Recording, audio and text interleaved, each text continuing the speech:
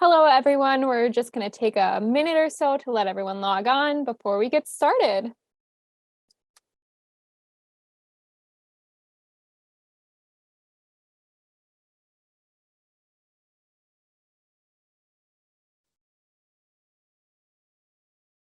Okay, good minute.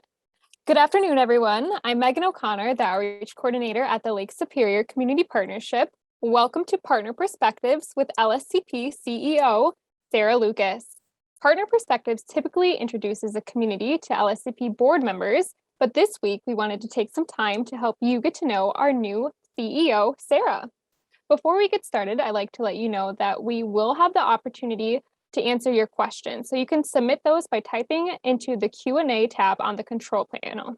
You may send your questions at any time during the presentations, and we'll collect these and address them at the end of today's presentation. I would now like to introduce Sarah Lucas. Sarah has a 20-year career in community and economic development in small communities and rural areas in Michigan. In her roles at Networks Northwest, Housing North, and Western UP Planning and Development Region, she led a variety of cross-sector initiatives and planning efforts that have resulted in long-lasting coalitions, local and state policy change, and enhanced regional capacity for growth and investment. Sarah currently serves as the board president of the Michigan Association of Planning and is a graduate of Eastern Michigan University. We are so excited to have you on Partner Perspectives today, Sarah. So welcome. Thank you. Great. Okay, so let's get started. My first question for you that I'm actually very curious about is what brought you to the Upper Peninsula? The short answer is marriage. My husband is a professor at Northern Michigan University in education, and we had been doing a long distance relationship for many years and got married, and I moved up last year. My son is now a student at NMU. He'll be a sophomore this year.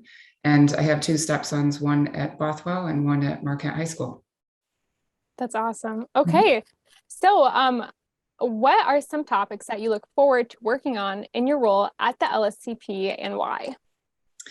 Well, one of the reasons I'm really excited to be in the field of economic development right now is I think that the understanding of economic development has really changed and continues to change as our economy faces new challenges. The big one that we're facing in the UP and in rural Michigan, and I would say in the Midwest in general, is connected to our demographics. We've lost a lot of people in rural Michigan over the years, and that's really affected our workforce. That's something that we've known for many years was going to be an issue, and we're seeing that kind of play out in industries throughout our communities. And I think it's something that we feel everywhere. If you try to go out to eat, you understand what that means. There's just really not enough staff in a lot of industries right now. Employers are having a hard time finding people. And it's a really complex challenge. I know there's a lot of speculation, and I think it's often attributed to some of the upheaval with COVID, but it is a really longer term systemic issue. And it forces us to look at bigger community issues like housing and broadband and childcare, some of these things that I consider sort of an infrastructure for the workforce and economic development. All of those things I mentioned, childcare, broadband, housing, are all some of the top factors that impact people's decisions about where they live and where they work right now. And so I think that there's a growing recognition of how those things play into economic development, new investment, attraction, recruitment, and really requires us to work closely with other community partners in order to address them. That's something that I really enjoy. I have a background in planning and community development and have worked in multiple sectors over the last 20 years to try to bring people together around some of those more systemic issues. And I'm really looking forward to having some of those economic development conversations moving forward in Marquette County, and connecting them back to our longer term economic horizon. I think another thing that I'm really excited about is the potential for improvements and expansion at the Sawyer Airport. I think that's a huge asset in Marquette County. And we have an opportunity right now to really build that up as an asset for economic development. Again, when you're looking at attracting business and the workforce, it's really important to have a quality airport in the community. And there's a lot of activity underway right now at Sawyer, and I'm really looking forward to being a part of that. Yeah, that's awesome, Sarah. You got a lot going on, that's for sure. Something that you did mention that was a question that I had to write down really quick is you mentioned that people have left like rural parts of Michigan, rural areas. Why do you think people are leaving rural areas? Or I guess let me rephrase. Why do you think people left rural areas? And do you think more people are coming back during and post pandemic? Great questions. There's a lot of reasons that people left or have left. I think it started in the 80s. With employment or lack thereof. I think that's when we started to see a lot of younger families leaving. During the recession, I know we lost a lot of people as particularly in Michigan, families looked elsewhere in the country for work. And it's been hard to recover that. I think there's a lot of reasons for that. Again, it's a trend that rural areas throughout the country are experiencing. And it's often pretty closely connected with job opportunities. I think that we're in a good position to attract people back because of our quality of life. And there has been movement since COVID, particularly, but I think even before that, for parts of the workforce, families to look at leaving bigger cities that are more expensive, to look at areas where they have more opportunities to buy a home or have access to outdoor recreation, particularly when they have the option to work remotely. That's something that's gotten a lot of attention in the press lately, and I think has been a big focus of a lot of the partners here in Marquette County. So I do think that there's the potential for us to regain some of that population.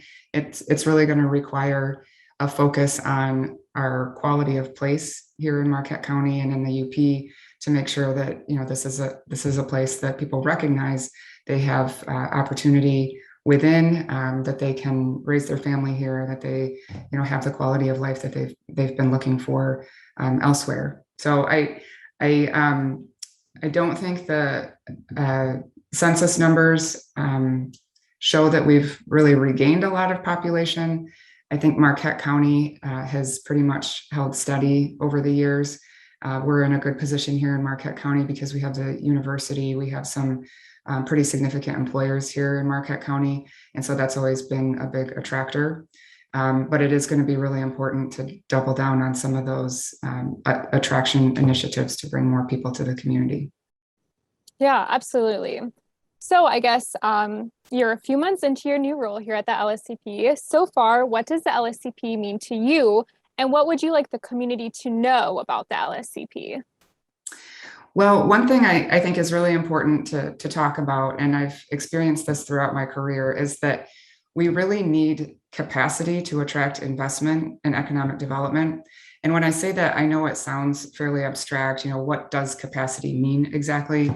At its most basic level, it just means having someone present.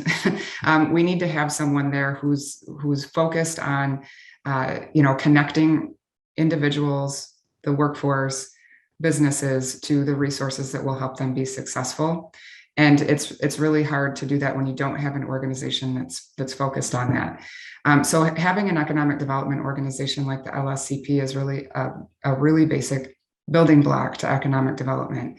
It's become more apparent to me, I think, during COVID, seeing how communities that didn't have economic development organizations really struggled to connect to some of those resources and to stay on top of all of the changes and what the requirements were, to have kind of or to not have the lifeline to some of those resources that were out there for businesses and communities as we were going through all of those changes. So that's something that I feel really strongly about. I know how important it is to communities to have this kind of organization available for business support and for community support. And during COVID, having the information and resources that the LSCP provided was really a benefit, not just to Marquette County, but to organizations and partners throughout the UP. So that's something I think is often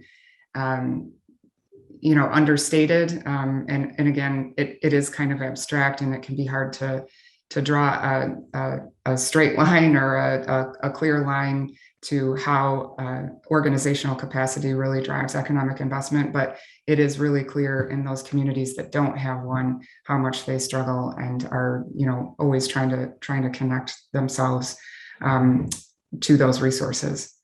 Another thing I think is really important and maybe overlooked is that having an economic development organization like the LSCP gives us the opportunity to take a longer term vision around economic development, to really look at what we need long term to thrive and to be sustainable economically. I mentioned earlier some of the more systemic issues that our community and our economy is facing right now, around housing and broadband. Those are big issues that are connected to a lot of different sectors, a lot of different partners. They require a lot of resources, a lot of coordination, a lot of organization. And in most cases, there isn't really a point organization on those. It really requires all hands on deck. And so having an organization like the LSCP that can help bring people together as partners to address some of those issues is really important. Again, it's something that's kind of abstract, but I think as we dig into some of these bigger issues that are affecting our economy, we're starting to uncover, just how deep they go and, what kinds of resources and connections we need, and know that we need the organizational support that the LSCP provides. Another thing I think is worth mentioning is I think that it's pretty clear to the community we do provide a lot of really invaluable business support and services, a lot of attraction and retention services, but we also work really closely with decision makers, so legislators, state agencies, local governments, and we're kind of working hand in hand with them to make sure that they're hearing what our community's business and economic needs are, and to make sure that we're a part of the policies that those decision makers are developing. And as we talk about some of these bigger systemic issues around business and the workforce, we know that some of the changes that we're going to need to see are rooted in policy issues. And so having a consistent voice at the table in those discussions is really critical to our communities and to the UP in general. And I know that, we hear it all the time. It's really difficult for rural areas like the UP to be a player in some of those conversations. So having an organization like the LSCP that's there, that has those relationships and connections, is, kind of putting us on the map, so to speak. And beyond that, I think, just our connections with those decision makers, with those businesses, with our members and partners, they really help us leverage resources. They help us build on what we have. They help us promote existing business. So those connections, I think, are huge in terms of just building the network around policy and around resources that we need to support our economy. One last thing I would say, as far as what I'd like the community to know about the LSCP, is that we're really conscious of how much things have changed over the last year and a half or so, not just economically, but with the organization. And we're taking kind of a step back, or maybe a step forward, depending on how you look at it, and updating our strategic plan. It's really important for us to take stock of how everything has changed over the last year, and to try to understand what it is that our members need and that our community needs from us right now, now and in the future, I guess I would say, to help us position ourselves amidst all of the change that we've experienced over the last year. So I'm really excited about that process. We've gotten some really good feedback from our members and from the board, and are having some really great conversations about some of the things that we can bring to the table and how we might change and grow in the future. Yeah, and kind of touching on the strategic plan a little bit, if you are an LSCP partner currently watching this and want to tune into a focus group tomorrow regarding our strategic plan, shoot me an email, megan@marquette.org, so you can attend and give your input as an LSCP partner. Another question for you, Sarah. Can you give us any inside scoops on any projects that the LSCP is currently working on? So without revealing any sensitive information, I would just say that we do have a lot of A lot of activity right now in terms of businesses growing and developing. There's a few big business expansion projects that are happening in the area right now that are really exciting. I think we're going to be hearing a lot more about them in the press very soon. So that's something our staff has been really engaged in.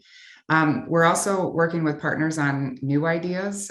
There's some, I shouldn't say some, there's a lot of interest in how we can capitalize on some of our, what I would call place-based assets, our natural resources, our recreation opportunities, and build and design for innovation around those assets. So things like outdoor recreation is an industry that has gotten a lot of interest from, private partners as well as the state.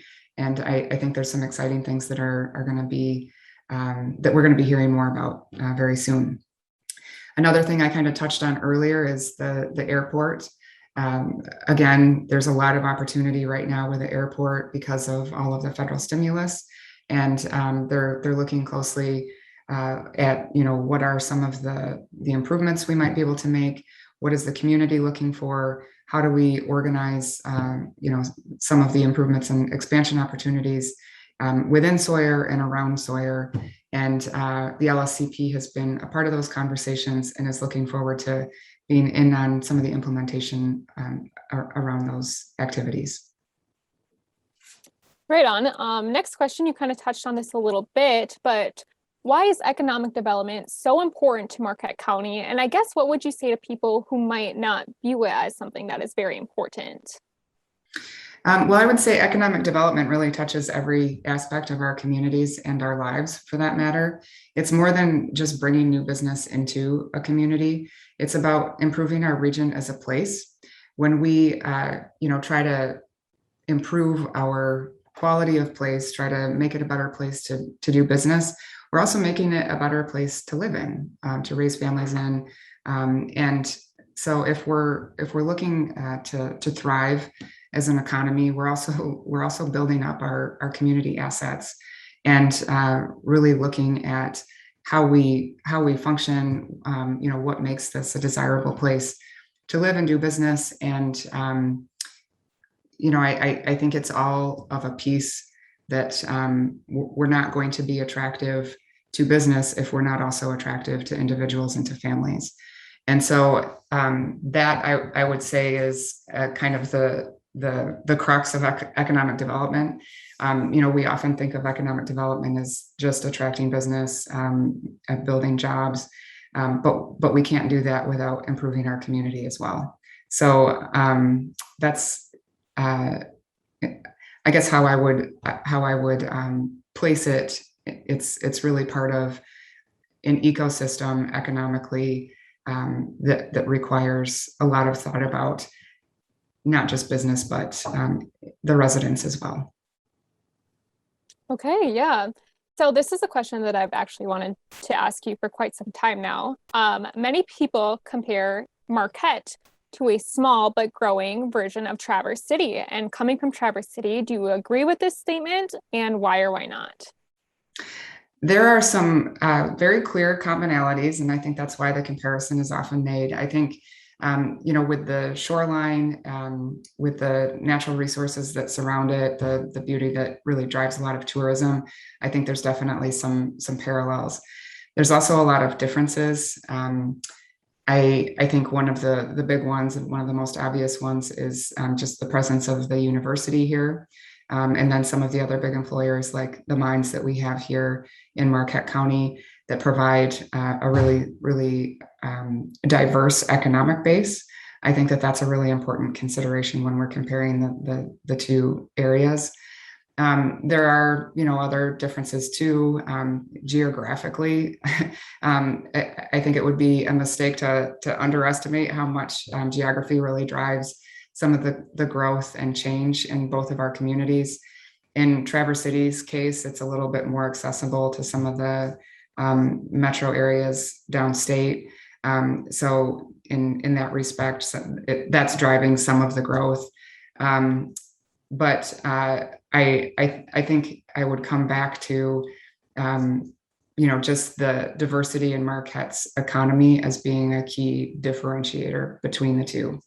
In terms of similarities, I mentioned the shoreline. A lot of the development along the shoreline, I think, is what people look to when they're saying, we don't want to be the next Traverse City. We want to be sure that, we don't end up with the traffic or the crazy high property values and housing prices that Traverse City has. And I think that's an important thing to be aware of. And I would say Marquette in some ways has an opportunity that Traverse City doesn't at this point. And I think it's going to be really important for us to look at, what kind of community do we want to be? We want to be a year-round community. We want to have access for our workforce to not just work here, but to live here too. And one of the places I think we need to start with some of those conversations is looking at making sure that housing is available and accessible to all different income levels. With economies that are really, really closely tied to the tourism industry, it can be really difficult for people who are working in that community to actually live there. And that really changes the character. It becomes less of a place where you live and more of a place where you just visit. And so there's, I think there's still time for Marquette to work through some of those questions and issues and make sure that it remains a place where we live and not just visit. So I do hear that quite a bit. I get that question quite a bit. I'm very familiar with we don't want to be the next Traverse City. I don't think Marquette will ever be Traverse City. Marquette's really unique, has a lot of really, really incredible assets that you can only find here in Marquette County. And I think that there's, a very clear pride in the place here and in the sense of place. And I think a lot of passion around making sure that it remains a year-round community. Yeah, absolutely. So we have a few minutes left to our webinar. So just a reminder for people to submit any questions they might have. So I don't have to ask you all my favorite questions, but I could talk to you all day, Sarah. Another question that I had for you right now is a hot button topic is employment. Everywhere in Marquette, it seems like they're hiring. They can't get enough people into their businesses to work. I guess, what would you tell those businesses? And if you had to have a solution, what would it be? That's a big question and a really relevant and timely one too. There's, with all of these issues, there are so many factors playing into them. And the workforce right now is a really complicated set of dynamics. I think a lot of times people point to unemployment benefits, extended unemployment benefits as a cause of the labor shortage. I would say that that's a contributing factor, but it's definitely not the sole source of the labor shortage. Some of the statistics I've seen show that I think it's around maybe 15% of people who are not working right now have made that decision because of the unemployment benefits that they're getting. So that leaves a big chunk of others who have other issues at play. Childcare is probably the most common of those issues. A lot of people who weren't able to work remotely had to leave the workforce last year because they weren't able to find childcare. And while we've had a lot of childcare facilities reopen, there are still huge shortages. I've heard of, places in Marquette that have waiting lists several hundred children deep. So it's really hard to find a place right now if you need childcare. So I know particularly for women, it was difficult. We've seen more women leave the workforce than we have in decades. So it's in some cases, childcare is the driving force behind some of these employment or unemployment decisions. In other cases, I think, a lot of people who lost their jobs may not or cannot get back into the field that they left. I know I've heard about a lot of people leaving the restaurant industry in particular. I know there was a lot of turmoil last year. It was really hard for a lot of people. And so I've been hearing and been seeing a lot of stories about people who are looking for a career change entirely. I think that's a factor. Some of these jobs that were lost, maybe in the entertainment industry, have been slower to bring people back to work. And so again, if that was their career, if that was what their skill set was in, it's harder for them to just find another place to plug into. So, it's been compared to some of the supply chain shortages that we have right now, but a much more complicated one. We have slowdowns in getting everything back up to our normal production speeds, and we're facing the same thing with the workforce right now at one level. At another level, this is an issue that has been building for many years with our demographic trends. And I think, like everything else with the pandemic, we've seen it accelerate much more quickly than we had anticipated. I think we collectively thought we had more time to address this issue than we actually did when crisis hit. As far as solutions, it's a really tough environment right now for anybody who's trying to hire. And I think a lot of businesses are looking at, okay, where can I reorganize some of the responsibilities? Where can I automate? What kind of services can I cut back? They're not easy decisions to make, and I don't think there are any decisions that any business or employer wants to make. But that's kind of what's happening right now. There are others that are, looking at their hours. I think we've all, been to restaurants or businesses where they're closing more days a week than they might normally have. Or they're reducing their menus. So those are all things that businesses are considering. I know, having worked in the Traverse City area where this has been a problem for a long time, there have been a number of businesses that have actually bought housing to try to attract at least seasonal workers into the community. So they'll have temporary housing for their employees. Some of them are actually looking at building or developing their own housing, or they're working in partnership with like community colleges or boarding schools to house people. So to the extent that our employment shortages are tied to the housing issue, which in many cases they are, that's something that some employers have been looking towards. Right. So that leads me to my follow-up, our last question of the afternoon. And it's kind of a tough one, and you only have a few minutes to answer it. But if you were the queen of Marquette County and you had to solve the housing issues that Marquette County is currently facing, what solutions would you enact and how would you solve our housing shortage? If I was the queen, so I think I would start with looking at the types of housing that we're building or that we're allowed to build right now, and where we might be able to infill housing within communities. So within, close to services, close to jobs, close to schools, so that people have access, so that we're not creating more traffic by having more housing in the community. That's something that often happens or starts with zoning ordinances. And I know that communities here are already taking a look at that.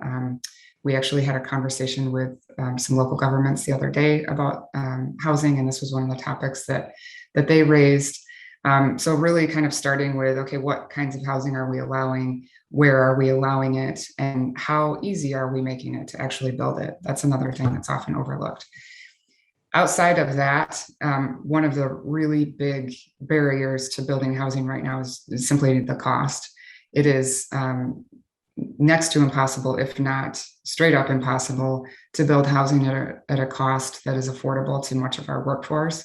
And so a lot of developers are, not even able to engage, even if they do want to, in some of these workforce housing needs, because they're not able to make it work financially.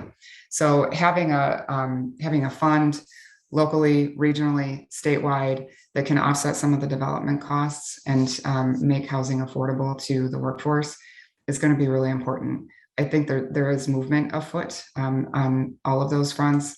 I think at least interest.